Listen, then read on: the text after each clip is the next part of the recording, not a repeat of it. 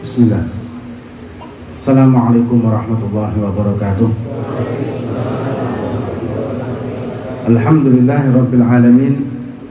Wassalatu wassalamu ala ashrafil anbiya'i wal mursalin Sayyidina wa maulana Muhammad khataman nabiyyin wa ala alihi wa sahbihi ajma'in, amma ba'du.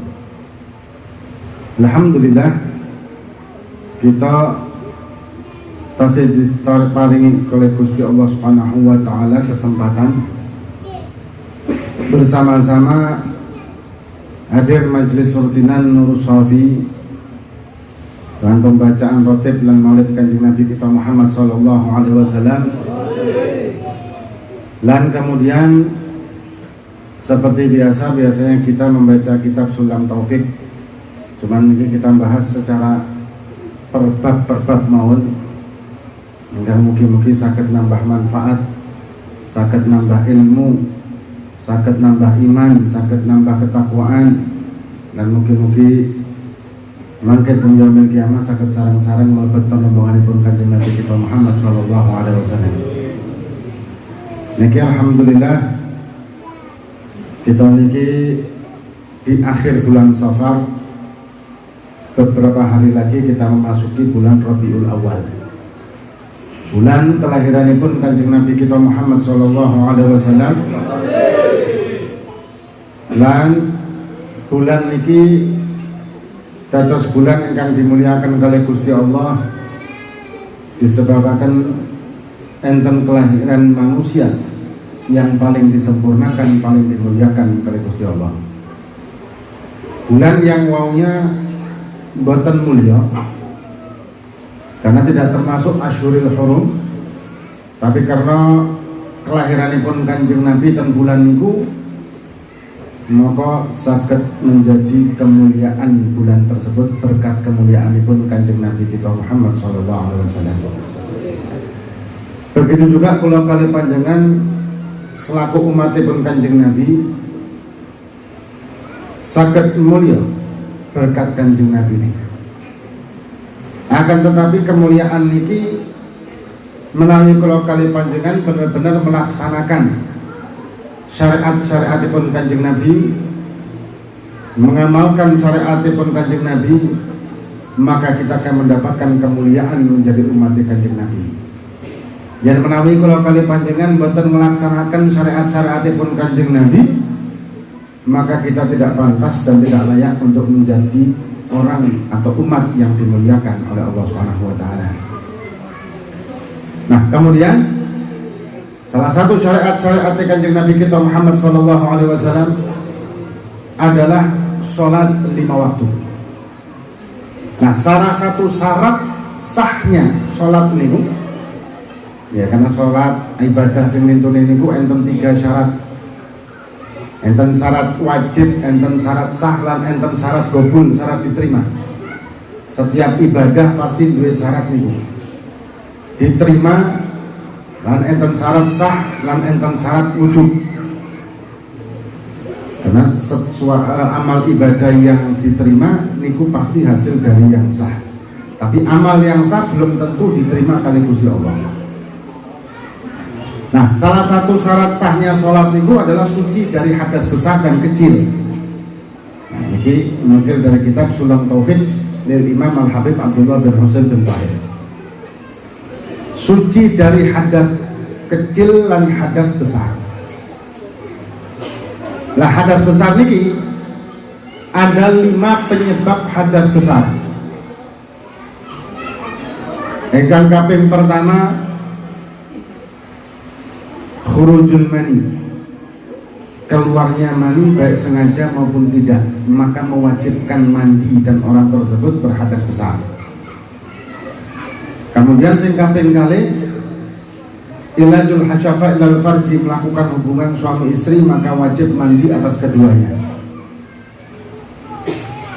Kemudian yang ketiga, 4 dan 5, khusus bagi wanita setelah suci dari haid, nifas dan wiladah, maka wajib untuk mandi besar karena mereka ketika haid atau nifas atau wiladah mereka berstatus hadas besar. Nah, kemudian ada beberapa permasalahan-permasalahan yang umum terjadi di masyarakat kita.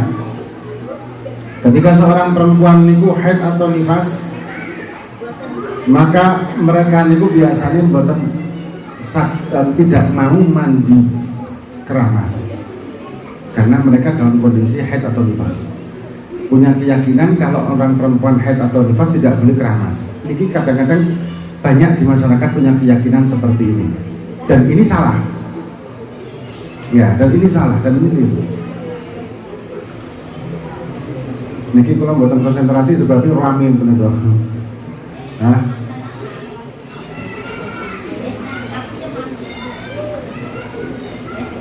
lek pun ngerti bab niki nggih kula lanjut sing lintune. Pun ngerti ya? Nah, sebab masalah haid atau nifas niki banyak. Contohnya nggih, wong wedok niku nek waya haid atau nifas kan boten angsal salat. Lan boten angsal globok.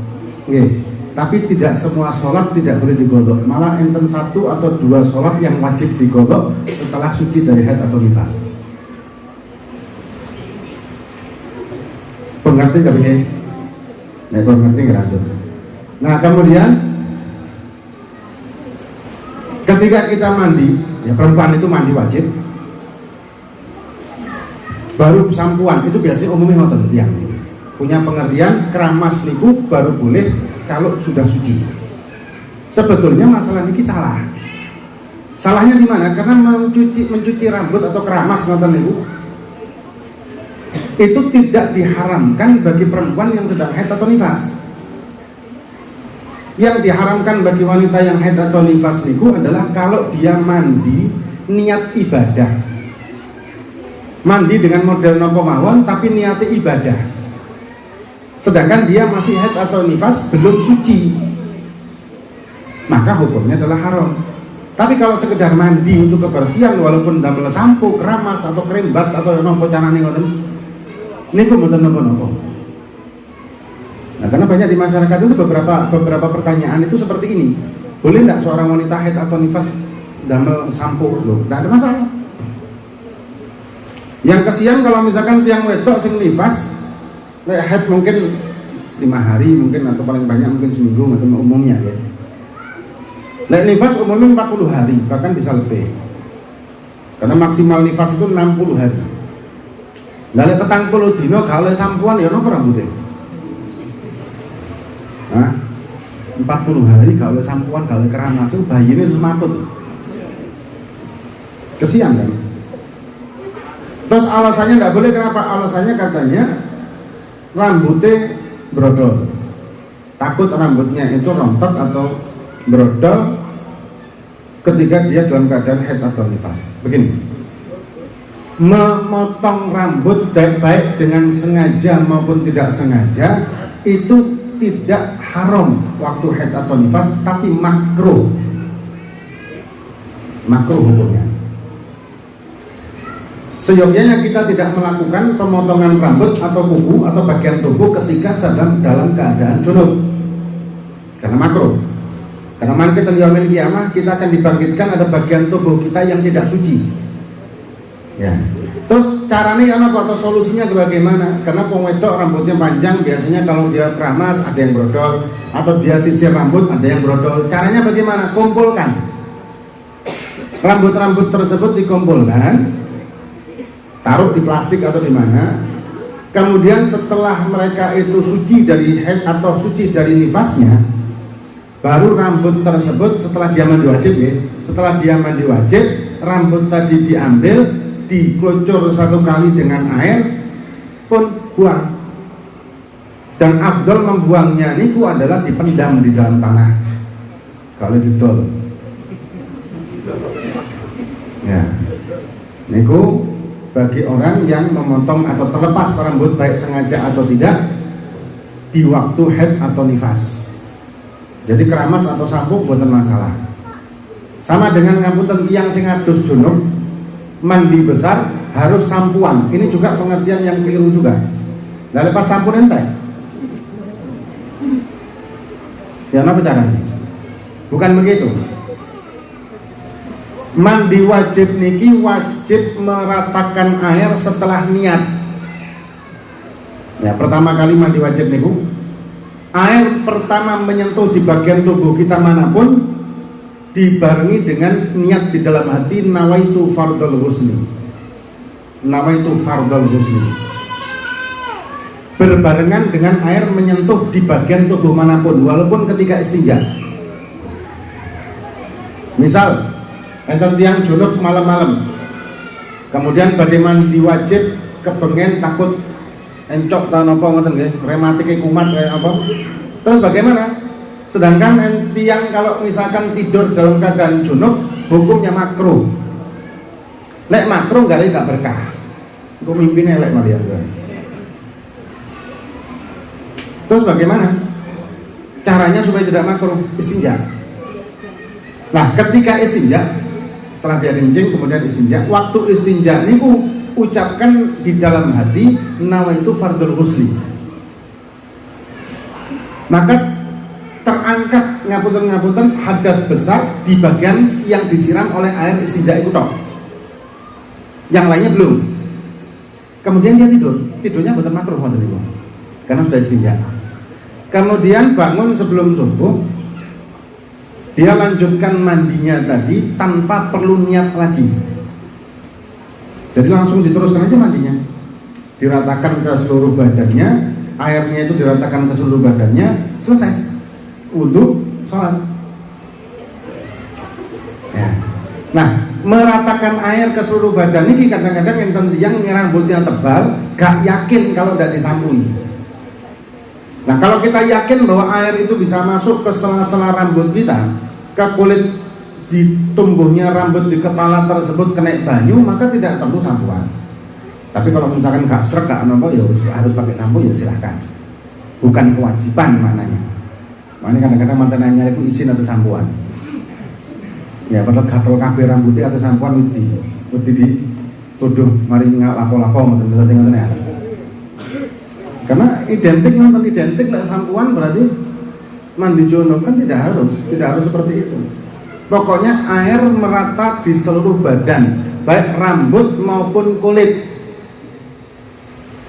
Rambut maupun kulit di seluruh badan, tanpa ada halangan apapun di kulit dan rambutnya. Lek enten halangan, kayak misal cat rambut, ngecat rambut ngoten niku dengan pelapis warna-warni yang lain, warna putih mungkin atau warna merah atau warna apa ngoten, hukumnya haram dan air tidak masuk, maka mandi wajibnya mboten sah, wudu nggih mboten sah. Tapi kalau mewarnai rambutnya niku dengan pacar, daunan-daunan pacar niku boleh hukumnya kalau untuk suami maksudnya. Ya. Lek wong lanang ya napa? Lek wong lanang rambutnya putih dikei pacar warna merah tersebut boleh. Sing gak oleh niku dikei pacar sing warna ireng. Karena mau mewarnai rambut dengan warna hitam itu hukumnya adalah haram. Wa haramul khidabi sya'ri lis-sawat lil jalin wa imra'atin la lil jihad. Kecuali pada jihad. Ya, pada jihad, pada perang ngoten niku boleh mewarnai rambutnya dengan warna hitam supaya menggetarkan hati musuh. Tapi kalau pada rabi, pada itu kudu jihad jenenge ya. Nah, terus rambutnya di berhubung putih kabeh isin terus di kelir warna irang itu hukumnya haram. Apalagi kalau pewarnanya itu berupa cat yang melapisi rambutnya niku, kalau dikelupas itu akan mengelupas warnanya. Niki haram hukumnya karena air tidak masuk. Mandi wajib gak sah, wudu gak sah. Begitu juga pewarna kuku bagi wanita, kalau damel pacar boleh, asal untuk suami. Berhias untuk suami niki sunah. Ya, berhias untuk suami hukumnya sunnah ganjaran gede. Tapi kalau berhias untuk umum ya haram.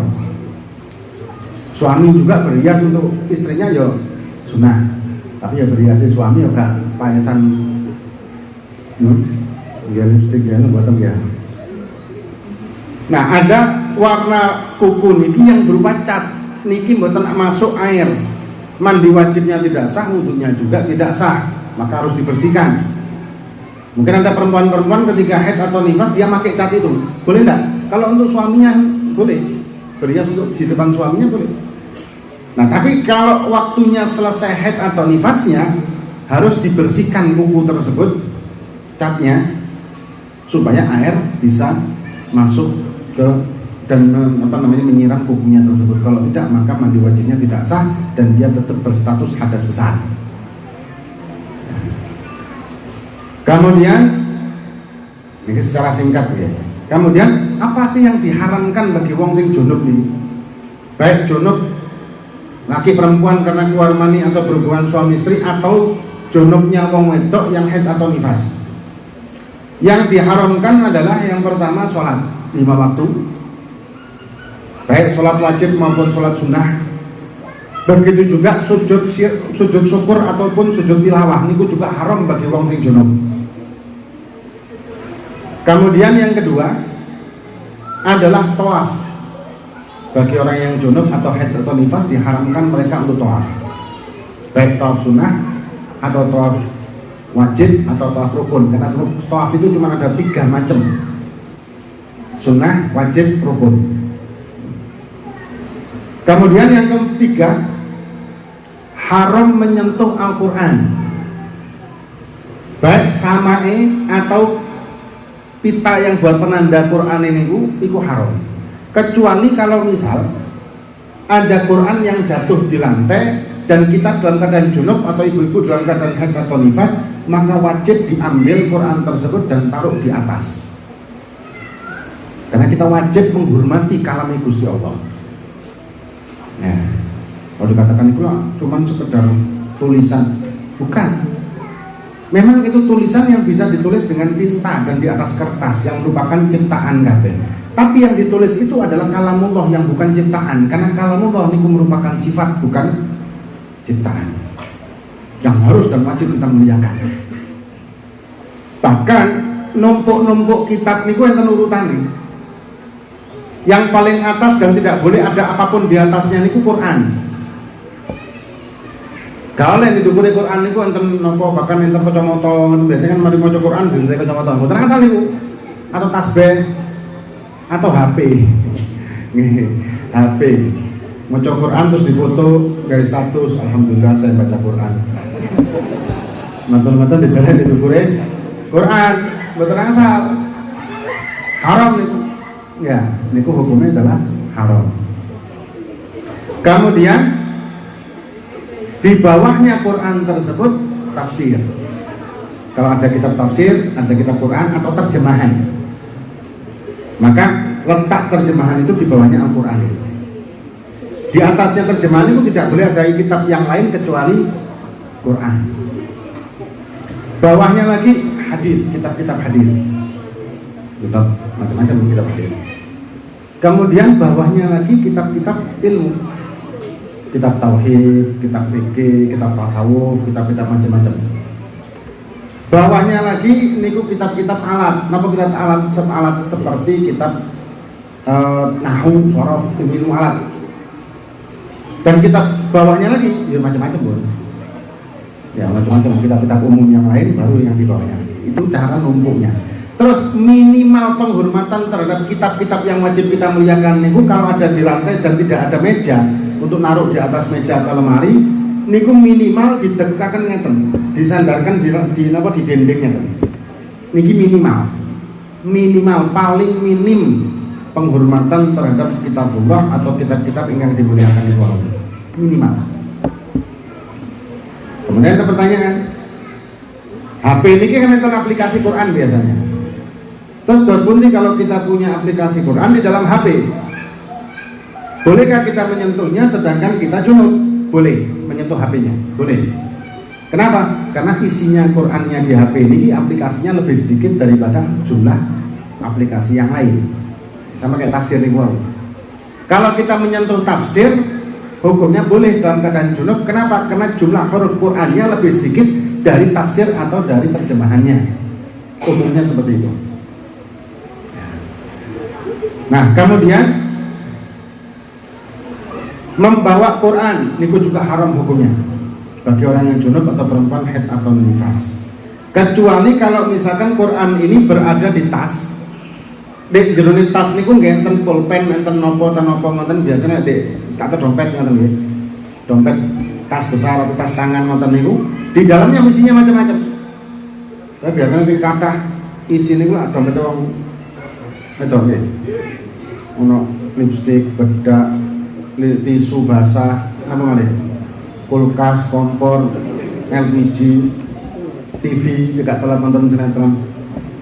Nah, kalau ada benda lain selain Al-Quran di tas tersebut, maka hukum membawa tasnya boleh. Hukum membawa tasnya itu boleh. Dengan maksud membawa tas ini boleh. Walaupun di dalamnya ada Quran, tapi ada benda lain, pulpen atau yang lain. Kemudian yang berikutnya adalah qiraah Quran, membaca Quran haram bagi wong junub lan haid lan nifas. Kecuali membaca zikir yang merupakan penggalan dari ayat-ayat Quran seperti rotiban. Dan rotib niku kan, rotib haddad niku kan amalan kita semua nggih, amalan terutama nggih Nahdliyin juga kan. Sejak zaman dahulu kala, mulai zaman-zaman kemerdekaan. Niku amalan-amalan yang luar biasa yang dikarang oleh Al-Habib Abdullah, disusun oleh Habib Abdullah bin Abi Al-Haddad. Ya, makamnya Tentari. Niku masya Allah dari rotib haddad niku sapa-sapa sing istiqomah rotib haddad niku saged dijaga oleh Allah Subhanahu wa taala, diberi perlindungan oleh Allah Subhanahu wa taala zahir batin. Makanya pada waktu penjajahan singa niku, perjuangan zaman singa niku, para kiai-kiai, para habaib-habaib kan ngei ijazah nang santri-santri yang merupakan pejuang-pejuang rotib. Makanya desa-desa di pelosok-pelosok itu diamalkan rotib, tapi sekarang sudah mulai jarang kayaknya. Nah, kemudian di dalam rotib niku ada ayat-ayat Quran, maka boleh hukumnya membaca rotib dalam keadaan haid atau nifas. Tapi kalau junub dianjurkan tidak. Kenapa? Kalau junub niki kan iso mandi. Sewaktu-waktu kan dia bisa mandi besar, benten kali wong haid atau nifas yang dia tidak bisa mandi besar, mandi wajib maksudnya ya. Tidak bisa mandi wajib kecuali selesai dari haid atau nifasnya. Nek wong junub karena keluar mani karena melakukan hubungan suami istri, niku kan sewaktu-waktu dia bisa mandi. Nah, maka kalau badhe rotipan lek wong sing junub ngoten niku enten ana adus sisih. Tapi sing wong wedok haid atau nifas, enggak apa-apa. Mboten masalah. Kenapa? Karena dia tidak bisa mandi wajib sebelum berhenti haid atau nifasnya. Malah dianjurkan kalau wong wedok sing haid atau nifas untuk memperbanyak zikir lan wirid. Kenapa? Karena perempuan yang sedang haid atau nifas niku mboten salat. Berarti ada yang kosong di dalam hidupnya dia, harus diisi dengan wirid yang banyak dan zikir. Jangan sampai kosong. Apalagi ngapunten-ngapunten kira-kira nek wong wedok haid atau nifas niku gampang ngamukan nggih. Sing jawab wong lanang, berarti sampean sering diamuk wong wedok iki. Nggih napa mboten? Wong lanang tok sing jawab tok gak. Nggih Bu. Ngamukan, wong wedok nek haid atau nifas iku terus sing ngamukan. Maka itu sering-sering baca wirid cek adem. Ya, pimpin suami-suaminya, mimpin, ayo rotiban bareng, ayo digiran bareng, cek adem. Gak adem-adem, gambian bareng. Cek adem. Kemudian atau seorang wanita yang hafizah, hafal Quran. Sebab lek tiyang sing hafal Quran niku wajib deres. Lek gak didres, bahasa niki napa bahasa pondokan deres napa bahasa niki? Ngulang-ngulang nih, deres ya. Wajib didres soalnya gampang hilang. Karena Quran itu mulia, harus dijaga karena mulia, sangat mulia. Karena itu kalam Gusti Allah lan mulia ini luar biasa. Wong sing apal Quran jasadnya tidak akan pernah dimakan oleh tanah, utuh jasadnya. Nah, misalkan dia muhafizah, sedangkan dia haid atau nifas, wajib tetap deresnya. Nah terus keadaan haid nifasnya gimana? Betul-betul asal ganti Al-Quran ini. Jadi dideresi yang kemarin-kemarin ini. Apalagi 40 hari kan, 40 hari yang nifas ya. Kalau dia tidak deres 40 hari itu gampang hilangnya itu. Kemungkinan besar akan hilangnya. Atau seorang wanita yang haid atau nifas dan dia ustazah yang ngajak anak-anak membaca Quran. Itu boleh. Jadi ngajari Quran anak cilik-cilik, sedangkan dia dalam keadaan haid atau nifas hukumnya boleh. Kemudian yang haram lagi adalah masuk ke dalam masjid bagi wong sing junub dan juga wong haid atau nifas. masuk ke dalam masjid, kecuali kalau misalkan badhe mandi wajib tapi jedinge niki harus masuk masjid dulu. Jadi masuk kamar mandinya masjid niki di area masjid, di dalam masjid. Mau tidak mau masuk masjid dulu untuk menuju ke kamar mandinya, maka boleh kalau itu. Nah, kemudian khusus bagi wanita haram juga untuk masuk dan keluar dari masjid. Bukan cuma berdiam atau duduk di masjid aja. Wong sing junub duduk di masjid, lungguh di masjid, itu hukumnya haram. Haid juga ngoten haram, kecuali kalau misalkan wong itu melaku ya, berjalan dari luar masjid ini masuk untuk menuju ke kamar mandi untuk mandi junub, maka boleh dia lewat. Perempuan juga boleh demikian kalau yakin tidak menajiskan. Misalkan ngubur anaknya tahu-tahu masuk ke masjid lari, sedangkan jamaah lagi sholat, dia nunggu suaminya sholat jamaah, dia nunggu di depan sama anaknya, tahu-tahu anak ucul diuber ambil sing ibunya tadi, sedangkan ibu lagi halangan. Boleh hukumnya begitu kena anak tersebut langsung buru-buru keluar dari masjid, itu boleh. Kemudian diharamkan juga khusus bagi wanita ketika dia haid atau nifas puasa Ramadan atau puasa yang lain juga tidak boleh, tidak sah. Nah, di tengah-tengah poso moro datang haid atau nifasnya, maka batallah puasa tersebut lan wajib qadha kalau puasa Ramadan di kemudian hari setelah Syawal, setelah Ramadan selesai. Walaupun kurang sak jam, maghrib kurang setengah jam, maghrib kurang seperempat jam, kurang 15 menit maghrib, moro haid atau nifas batal. Ya, batal. Nah, kalau seorang perempuan suci dari haid atau nifas sebelum subuh hari Ramadan, maka dia wajib untuk puasa walaupun belum mandi ketika adzan subuh. Jadi suci ini sebelum adzan subuh, sebelum waktu subuh dia sudah suci, maka wajib langsung niat kosong. Walaupun nggak sempat mandi sampai ternyata adzan subuh, dereng mandi, wajib tetap sah puasanya dan dia tetap wajib untuk mandi besar supaya sholat subuhnya dia laksanakan dan juga sholat isyanya. Kalau sholat isyanya jadi qadha. Nah, kemudian tolak atau cerai. Wong wedok sing haid, ini khusus perempuan yang haid atau nifas, haram diceraikan dalam kondisi seperti itu. Yang dosa ketika menceraikan istri sedang haid adalah sang suami. Nah, jadi suaminya. Karena kalau cerai itu kan memang haknya suami yang memutuskan. Ya, kalau perempuan itu tidak bisa menceraikan. Tapi menuntut cerai bisa, tapi tetap yang menjatuhkan ianya itu adalah sang suaminya. Nah, kemudian ini kan masalah. Kebanyakan orang perempuan mengajukan cerai di pengadilan.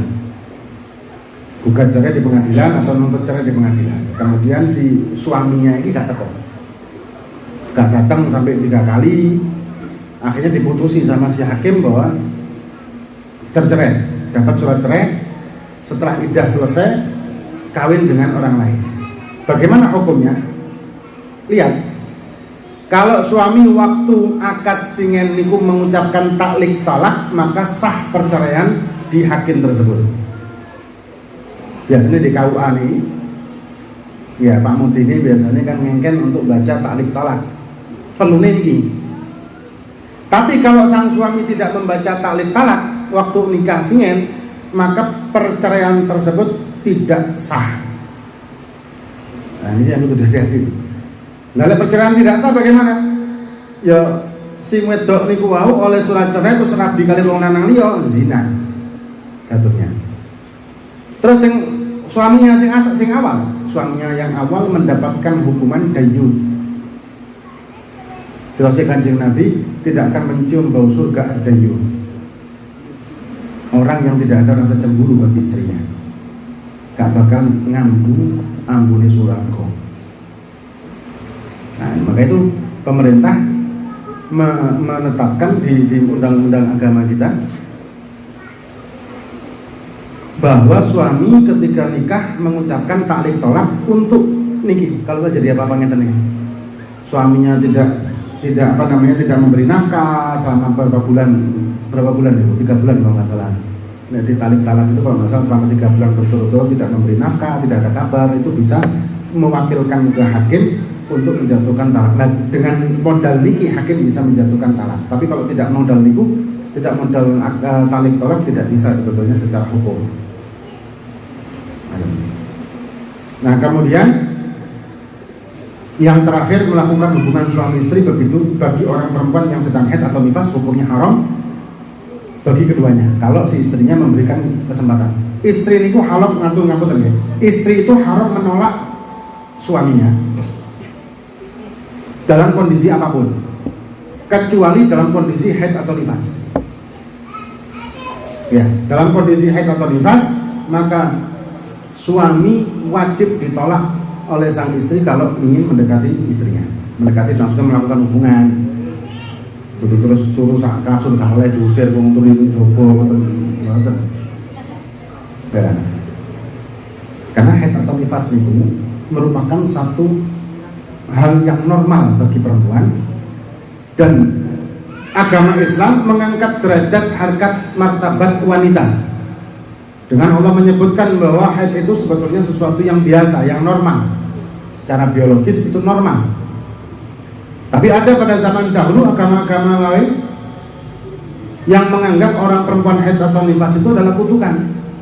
Bahkan Yahudi sampai saat ini halalnya mereka ini namanya kosher. Kosher itu halal, kalau kita halal mereka itu kosher. Dan mereka ketat dalam menyeleksi makanan halal di mereka itu ketat banget. Bahkan di Amerika, di negara Eropa itu ketat. Ada kosher, tulisannya kosher berarti sudah melalui penelitian yang ketat, dan ada kayak peneliti MUI gitu. Ketat. Nah, hampir sama sih halalnya Islam dengan halalnya Yahudi itu hampir sama. Mereka haram babi, haram khamr. Cuman ada beberapa yang beda. Salah satunya adalah kosher niki, makanan tersebut tidak dibuat oleh perempuan yang sedang haid atau nifas. Kenapa? Karena menurut Yahudi, kalau perempuan haid atau nifas masak, maka haram dimakan. Tapi Islam kan betul. Islam betul, tidak ada masalah. Bahkan ada agama lain yang wong wedok sing haid wajib di karantina. Kak Covid tok di karantina. Ya. Isolasi mandiri ngoten itu perempuan-perempuan, bahkan di satu desa ngoten nggih. Satu desa itu ada satu kayak aula besar yang dipergunakan untuk isolasi mandiri bagi wanita yang haid atau nifas. Sampai ngoten. Tapi di Islam tidak ada. Yang tidak boleh di Islam bahkan dari segi kesehatan juga membahayakan adalah melakukan hubungan suami istri ketika perempuan tersebut sedang haid atau nifas. Karena di samping membahayakan, sangat membahayakan bagi kesehatan, juga hukumnya adalah haram. Bahkan kafarohnya, kata ulama, kafarohnya bayar kafarohnya niku lek wong kadung terlanjur ngoten nggih. Bayare niku sedekah 1 dinar emas. Piro 1 dinar emas? 1 dinar itu kalau tidak salah 4,25 gram emas. Lek emas 1 juta berarti 4 juta seperempat. Lek emas 1 juta per gram ya, berarti 4,25 gram niku 4 juta seperempat.